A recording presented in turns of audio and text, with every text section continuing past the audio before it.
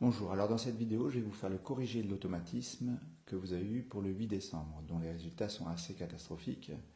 Donc, voici l'énoncé. Vous avez dans l'exercice 1 à donner une représentation paramétrique de ce plan.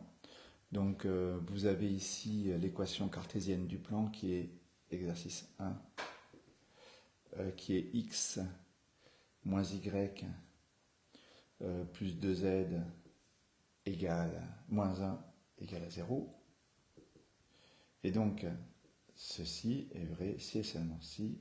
Bon, je vais utiliser, il faut cette fois-ci, pour une représentation paramétrique de plan, il faut deux directions. Donc, ceux qui ont déterminé les directions du plan et qui ont utilisé des directions à partir du vecteur normal, donc de ce vecteur-là, il aurait fallu qu'ils déterminent deux vecteurs orthogonaux. Donc, par exemple, celui-ci et celui-ci. Un seul n'aurait pas suffi. Donc ici, moins 2, 0, 1. Voilà. Auquel cas, après, ça nous aurait permis d'obtenir une représentation paramétrique en utilisant ces deux directions. T moins 2, T', plus un point qu'on aurait déterminé. Par exemple, 1, 0, 0. Donc ici, 1, 0, 0 aurait fonctionné. Donc ceci aurait été une représentation paramétrique. 0, donc T', voilà, et 0, donc le point A, 1, 0, 0. Mais sinon, il y avait beaucoup plus simple. Hein. Vous dites x égale y moins 2z plus 1. Juste, j'ai passé tout ça de l'autre côté. Et là, on pose y égale t, z égale t', et on a directement une représentation paramétrique. Voilà, t', appartenant à R2. Voilà, j'ai juste exprimé x en fonction des deux autres, et j'ai choisi les deux autres comme paramètres. Et donc à ce moment-là, avec sa représentation paramétrique 1, 1, 0, on retrouve les mêmes directions. Moins 2, 0, 1, et puis le point A, 0, 0, 1, 0, 0. Voilà. Alors j'ai écrit en colonne, je préfère les écrire en ligne. Donc vous voyez, pour cette première exercice, c'était vraiment direct, hein, en utilisant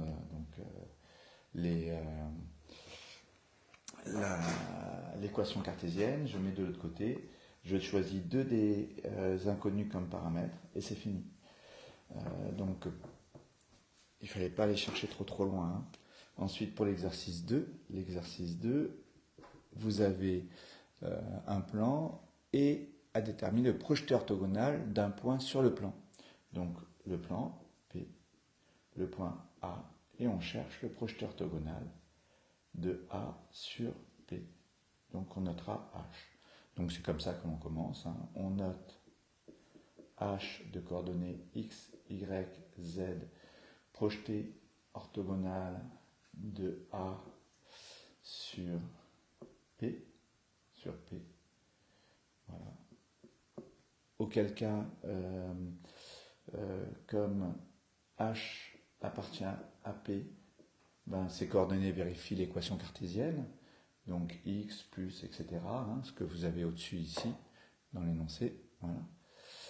Et vous devez avoir AH qui doit être collinaire au vecteur normal de P. AH et N doivent être collinaires.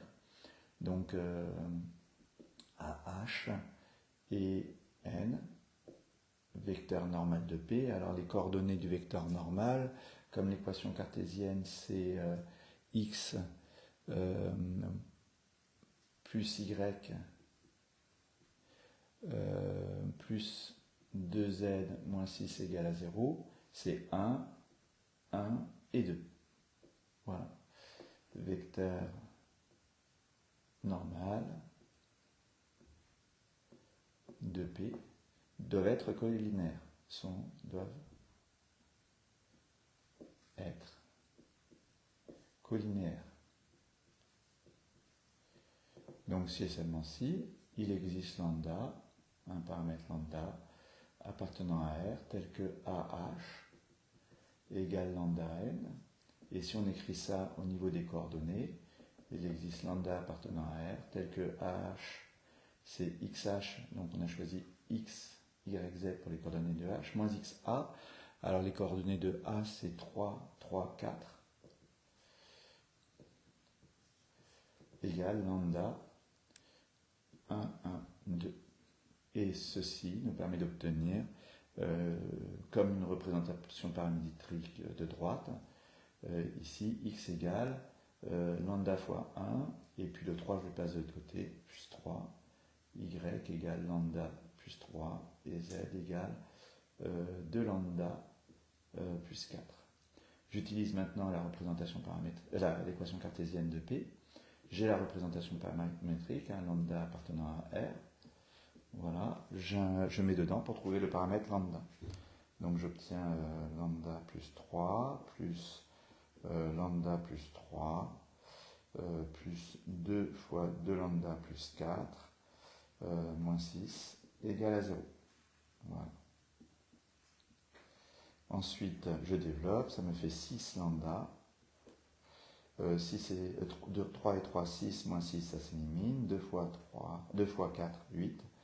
Donc 8 égale à 0. Donc lambda égale moins 8 sixièmes. Moins 8 sixièmes, ça nous fait moins 4 tiers. Et j'obtiens les coordonnées du point H en remplaçant lambda ici par moins 4 tiers. Donc 12, 12 moins 4, 8, 8 tiers.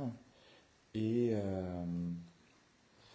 je vérifie, moins 4 tiers, 3 fois 3, 9, pardon. Moins 4, 5, 5 tiers, 5 tiers, et moins 8 tiers plus 12 tiers, ça fait 4 tiers. Voilà. Ensuite, pour avoir la distance du point A, c'est-à-dire cette longueur du point A au plan P, juste je calcule la longueur AH, et j'ai la formule, et je l'applique, et normalement on trouve la valeur de mémoire. Je crois que j'avais trouvé racine de 66. Voilà, mais de toute façon vous allez dans le corriger. Alors maintenant, c'est pas sûr que ce soit racine de 66. Il faudra faire le calcul. Ouais, je ne suis pas sûr du tout de moi sur la racine de 66. Alors ensuite, donc il faudrait faire ça, moins 3, puisqu'il faut déterminer AH, les coordonnées, donc ça fait 5, je vais le faire. Donc 3, tac, ben de toute façon c'est simple, c'est le lambda, ah oui, donc c'est simplement 5 tiers au carré, plus 5 tiers au carré, plus 2 fois 5 tiers. Ah oui, c'est le lambda. Ah voilà. Donc ici, j'obtiens, donc plus le dernier, ça nous fera 4 tiers au carré. Donc 25 fois 2, 50. 50 plus ça fait 66, donc racine de 66 neuvième. Voilà. Ensuite, pardon, j'ai fait une bêtise, ouais, j'ai mis, mais de toute façon vous n'avez pas dû le voir disparaître il y a bien longtemps. Donc je ne vais pas refaire la vidéo pour ça. Ici, pour l'exercice 3,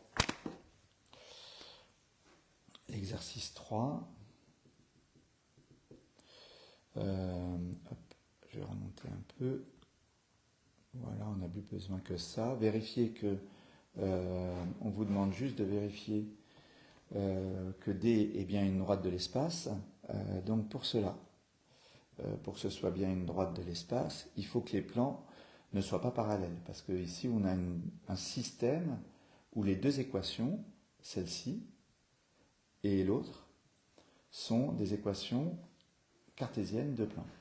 Si ces plans sont et on voit la droite comme intersection de deux plans. Hein, intersection de deux plans. Donc ici, hop, un plan, hop, voilà, et l'autre plan, hop, voilà. Donc voilà, comme intersection de deux plans. Si les plans sont parallèles, il n'y a pas d'intersection. Donc ici, il faut vérifier que les deux vecteurs, ici n pour celui-là et n' pour celui-ci, sont soit non collinaires. Alors là, c'est évident puisqu'il y a moins 2 et 0, et puis après, donc ils sont forcément pas collinaires, sont non collinaires. Donc, sinon vous calculez le produit vectoriel. Hein. Et si c'est un vecteur non nul, à ce moment-là, ils sont non collinaires. Donc, D est une droite. Puisque les deux équations qui sont ici sont des équations de plans qui ne sont pas parallèles. Puisque les vecteurs normaux ne sont pas collinaires. Voilà. Donc, ici, pour la droite, maintenant qu'on sait que c'est une droite, on veut trouver une représentation paramétrique. Donc, on fait exactement comme dans l'exercice 1 pour les plans. On cherche à exprimer, sauf que là, il ne faut qu'un paramètre pour une droite. Hein. Donc, ici, on a directement x égale y. Et ensuite, y, ce sera y. Donc, voilà, ceci, petit 1, c'est seulement ci. Et z, c'est...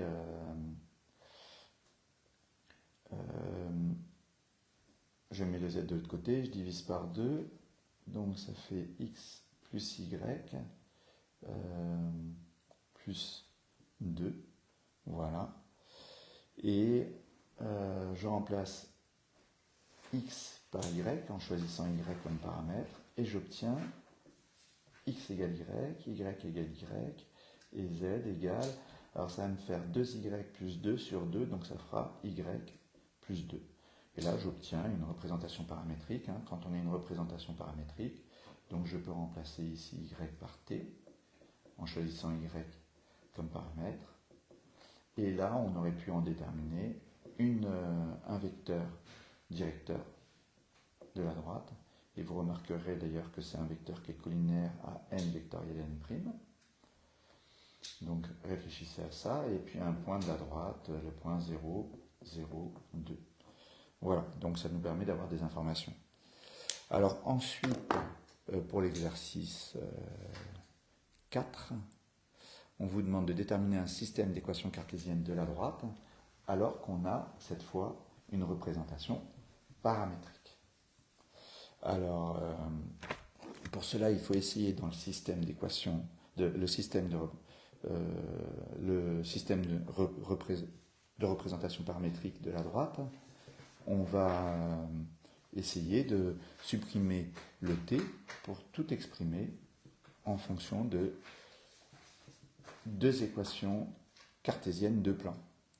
Si on veut un système d'équations cartésiennes, il nous faut deux plans pour voir la droite comme intersection de deux plans. Hein. Vous avez ici deux plans, ma main ici, ma main là. Vous avez l'intersection de ces deux plans qui forment une droite. Donc il faut bien deux plans pour déterminer une droite. Alors ici, il y en a un qui est déjà donné. Ça, c'est bien déjà une équation cartésienne de plan. Hein. On peut le mettre sous cette forme si vous préférez. Voilà. Et puis le deuxième, on va essayer d'exprimer. J'ai qu'à faire x moins, donc là avec t appartenant à R, je peux faire x moins z. Donc j'ai fait cette ligne moins cette ligne. Ça me fait 1 moins 5 moins 4. Et si je mets le moins 4 à gauche au lieu de le mettre à droite, j'obtiens ceci. Voilà. Donc j'ai fait L1 moins L2. Voilà. Donc j'obtiens ici un système d'équations cartésiennes pour la droite D. Donc vous voyez, c'était finalement assez simple. Hein. Pour l'exercice 5, on vous donne un vecteur, 2 points, et on veut déterminer le projeté orthogonal de M sur la droite qui est dirigé par U et passant par A. Donc ici, pour l'exercice 5, on a la droite qui passe par A et deux vecteurs directeurs U, un point M, voilà, et on veut déterminer le projeté orthogonal de M sur la droite. Comme on est dans l'espace, hein, l'angle, on ne le voit pas sous forcément de côté, donc on ne voit pas forcément un angle droit, alors qu'il y aura un angle droit, bien sûr.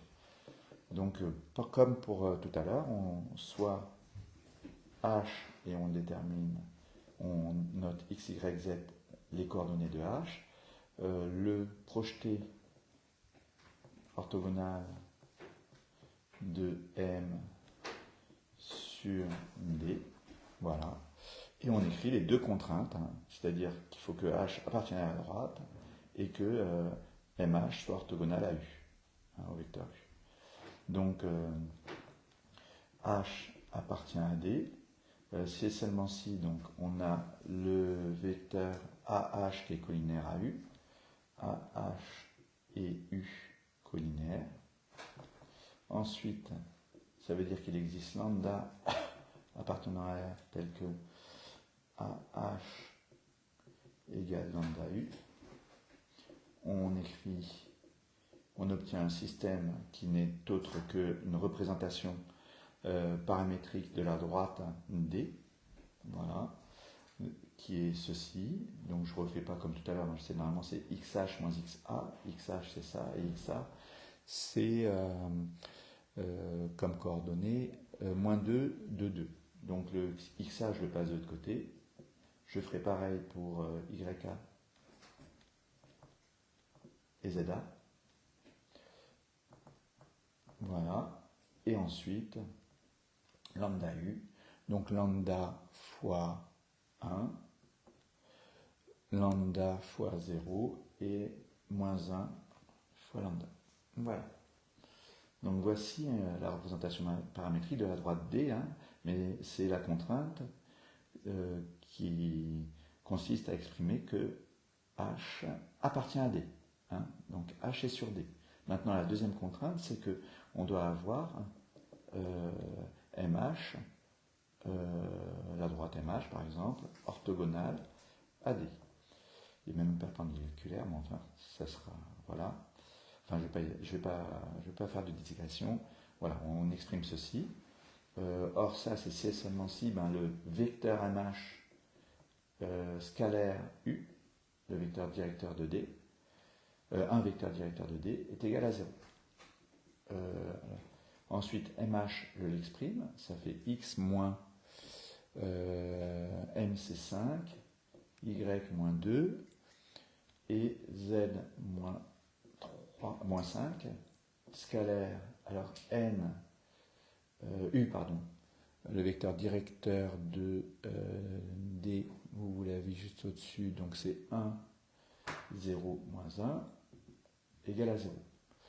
On se retrouve ici avec une équation, on reconnaît ici une équation cartésienne de plan.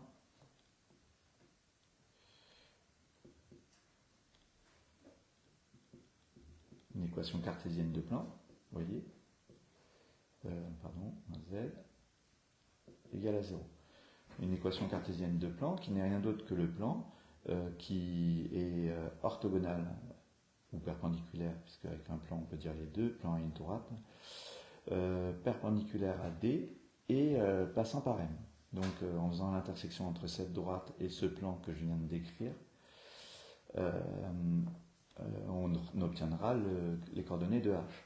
Vous voyez ici, hein, en fait, on a ces deux contraintes sur H, et ces deux contraintes, comme tout à l'heure, on va pouvoir remplacer x, y, z par les valeurs en fonction de lambda dans l'équation cartésienne qui est ici. Donc on obtient lambda plus 2 moins lambda moins 2 égale à 0. Si et seulement si, ça fait 2 lambda égale à moins 4. Donc lambda égale à moins 2. On remplace ici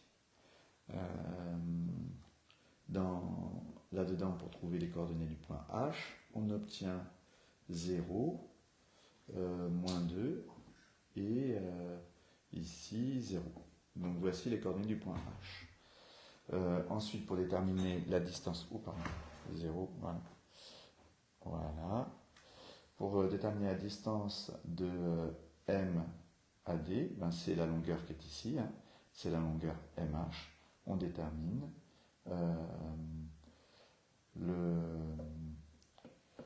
la longueur MH.